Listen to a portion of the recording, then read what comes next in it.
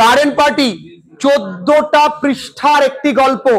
আজকে চুরিতে গল্পটা মাথায় ঢুকে যাবে। মনে করো যেন একটা জীবনের চরমতম সত্যতা আজকে জানতে পারবে। এই গল্পটাই শুরু হয়েছে একটা লাইন দিয়ে, ডেথ মেক্স এভরিওয়ান ইকুয়াল।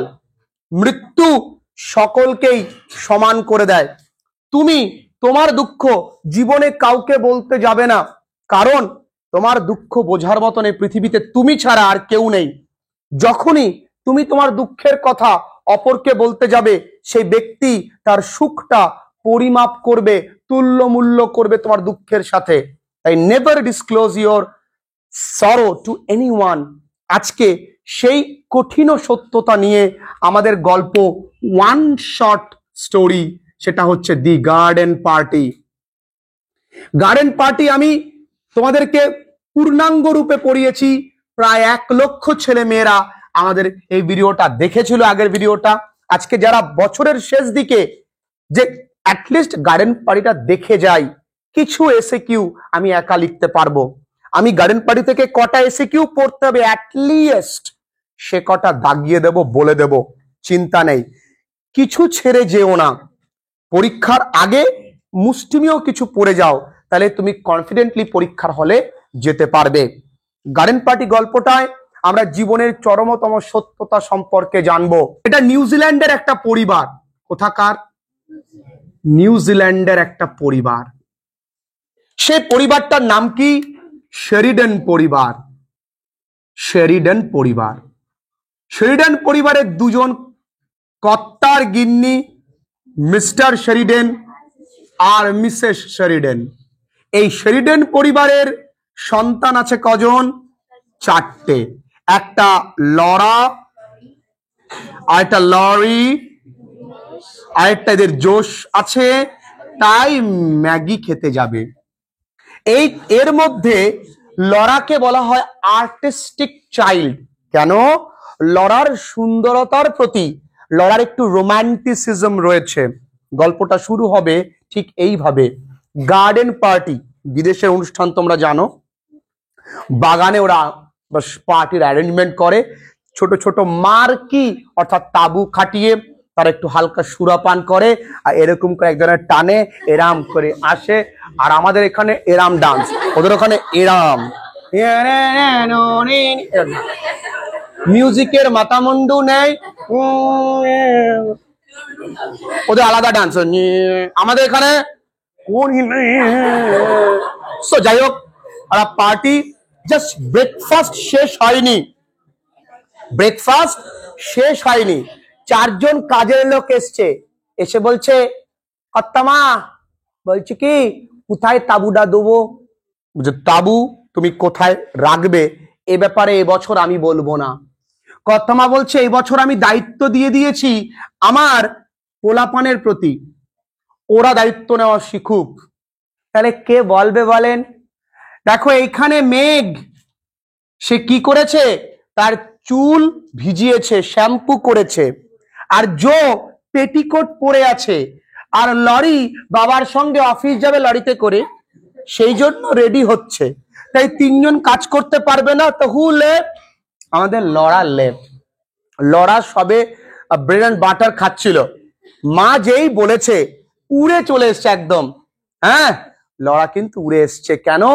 ওর মধ্যে একটা আর্টিস্টিক সেন্স আছে।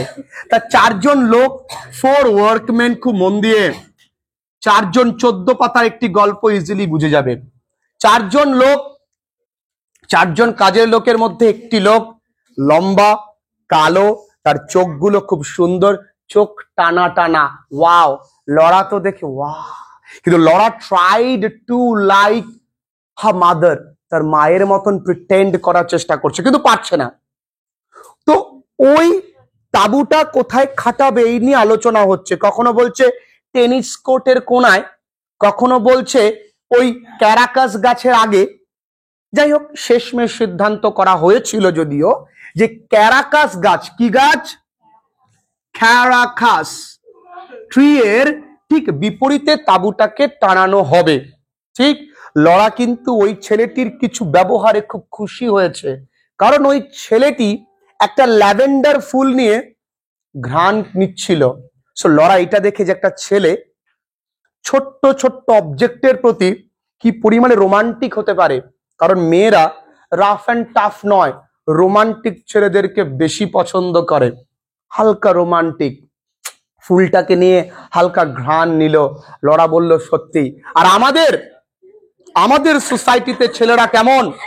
আমাদের সোসাইটিতে ছেলেরা হলো থ্রি ইডিয়টস ফিল্মের, দেখেছো? করিনা কাপুরকে একটা ছেলে ঘড়ি দিয়েছে, গিফট করেছে, বলেছে you are actually getting married with a machine. তুমি মেশিনের সঙ্গে বিয়ে করছো। সে গিফট দিয়েছে কত দামি, বউ পছন্দ করবে সেটার জন্য নয়, লোককে বলতে পারবে সেটার জন্য। কি পোশাক পরেছে সেটা শো অফ, কি মোবাইল ইউজ করছে শো অফ, যদি আইফোন হয় বারবার হ্যালো শো অফ। তো ওর তো আপব্রিঙ্গিংটা বড়লোক বাড়িতে, তাই গরিবদের প্রকৃতি প্রেমের প্রতি যে আউটলুক সেটা দেখে লরা কিন্তু মুগ্ধ।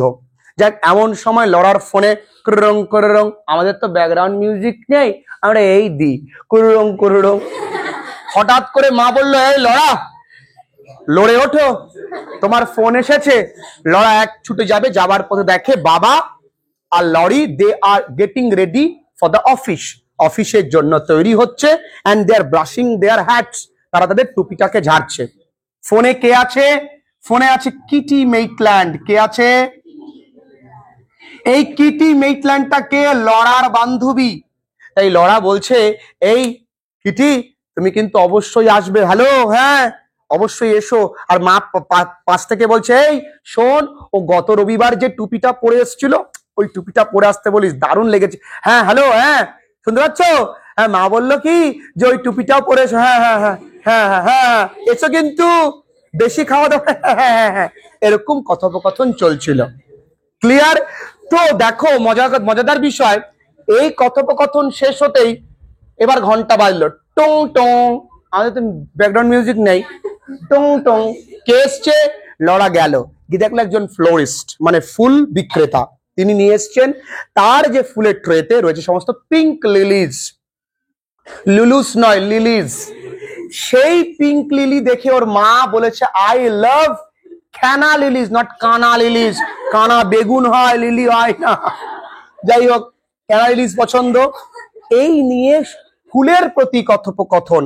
আচ্ছা ভাবো তো, লরার এই ফুলের প্রতি ভালোবাসা কোথা থেকে তৈরি হয়েছে? ওই যে ল্যাভেন্ডারের। সুতরাং লরা কিন্তু নিজেকে start thinking as a work girl, ওকেও কাজের মেয়ের মতো নিজেকে দেখছে।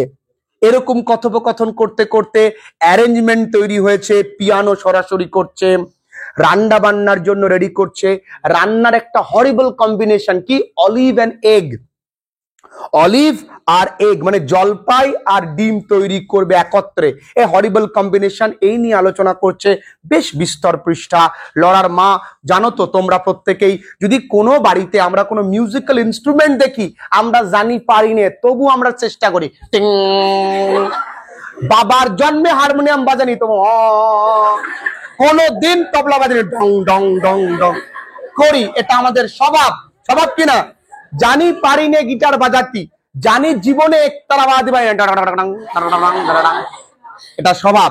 তাই প্রত্যেকে চেষ্টা করছিল। লরার মা একটা গান করলো, বাস্তবমুখী গান, খাঁচার ভিতর অচিন পাখি কেমনে আসে যায়, এটা করিনি। এর পরের প্রশ্ন, এবার কিন্তু কুক খাবার দাবার প্রস্তুত করছে, গার্ডেন পার্টি প্রায় তৈরি। মিউজিশিয়ান ব্যান্ড পার্টিরা সবুজ পোশাক পরে এসছে, যাদেরকে দেখতে লাগছে ব্যাঙের মতন। এটা বলেছিল কিটি মেইটল্যান্ড, কারণ সবুজ পোশাক পরে এসছে তো। এইবার মজাদার বিষয়, গডবার ম্যান এসছে। গডবার ম্যানকে, ধরো আমার বাড়িতে আমার দাদুর অন্নপ্রাশন, ও সরি, হ্যাঁ, তো দাদুর অন্নপ্রাশনে আমি মিষ্টি আনবো, তা মিষ্টিটা যে দিয়ে যাবে সেটা হলো গডবার্স ম্যান।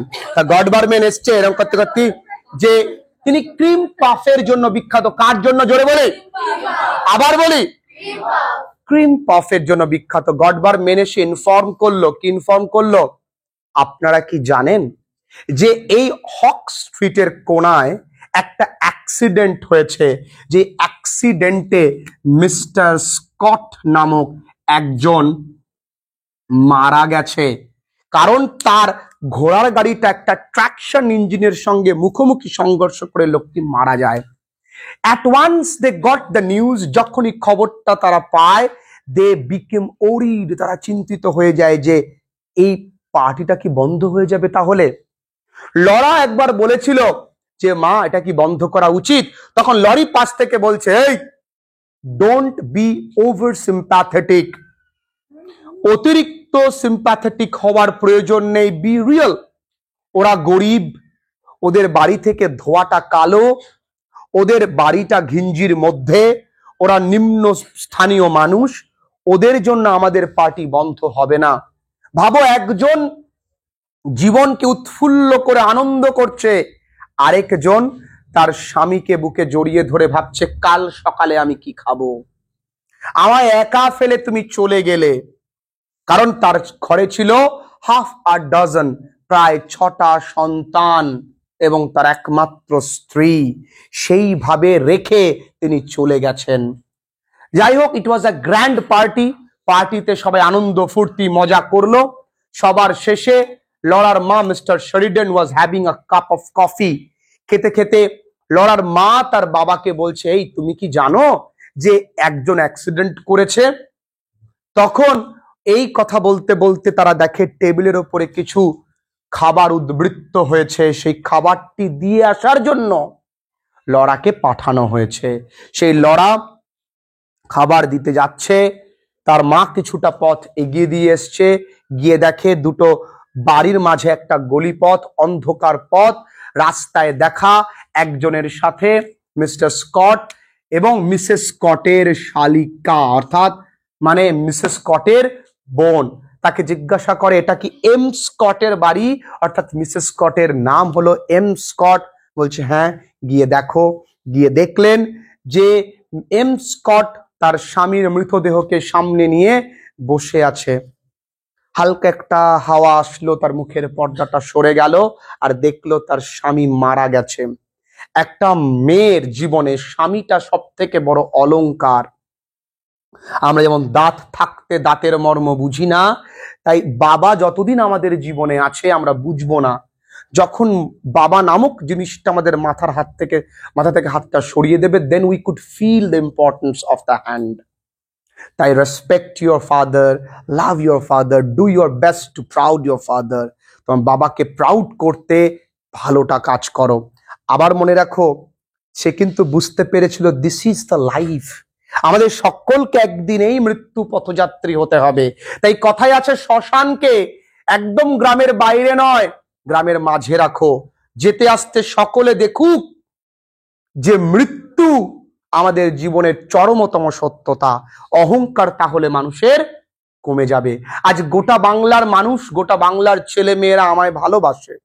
আমি চাই ওরা যেই পরিমাণ সম্মান শ্রদ্ধা আমায় করে, প্রত্যেকটা শিক্ষককে, তাই জন্য সম্মানটুকু করে। কারণ মনে রাখবে, এডুকেটেড আমি তাকেই বলবো যে পড়াশুনো করে চাকর হয়েছে সে নয়, সে পড়াশুনো করে ভদ্র সভ্য হয়েছে। অ্যাটলিস্ট শিক্ষককে, গুরুকে সম্মান করতে পারলে জীবনে তুমি চরমতম সুখ পাবে। তাই যাই হোক, লরা কিন্তু got the realisation of the harsh reality of life. জীবনের কঠিন সত্যতা কিন্তু লরা বুঝতে পেরেছিল। আর লরা যখন বেরিয়ে আসছে চোখে জল, লরি বলল কাঁদছিস কেন? তখন জিজ্ঞাসা করেছিল হোয়াট ইজ লাইফ, জীবন কি? It is life. কিন্তু আমরা সেই বাস্তব জীবনে কাউকে থাকতে দিই না, আমরা একটা ইলিউশনে থাকি, যেখানে আমরা সব সময় ভাবি আমি মরবো না, আমরা সব সময় এটাই ভাবি আমরা চিরদিন এই পৃথিবীতে থাকবো। কিন্তু এটা তো সত্য, এই পৃথিবীতে চিরদিন কেউ থাকে না। কথা স্পষ্ট। লরা কিন্তু একবারও ভেবেছিল যে ওই বাড়িতে যাওয়াটা, আমি যে যাচ্ছি আমার যাওয়াটা কি ঠিক হচ্ছে, আমি মনে অতিরঞ্জিত করছি। অতিরঞ্জিত ইংরেজি এক্সট্রাভাগান্ট। কারণ লরার আপব্রিঙ্গিংটাই এমন যেখানে বাস্তবতা কম, শো অফটা বেশি। বড়লোকরা শো অফটা বেশি করে। বড়লোকরা কি করে? শো অফটা বেশি করে। আর আমরা আমাদের প্রিয়জনটাকে মেটাই। এই ছিল টোটাল গল্প দ্য গার্ডেন পার্টি। কেমন লাগলো জানিও।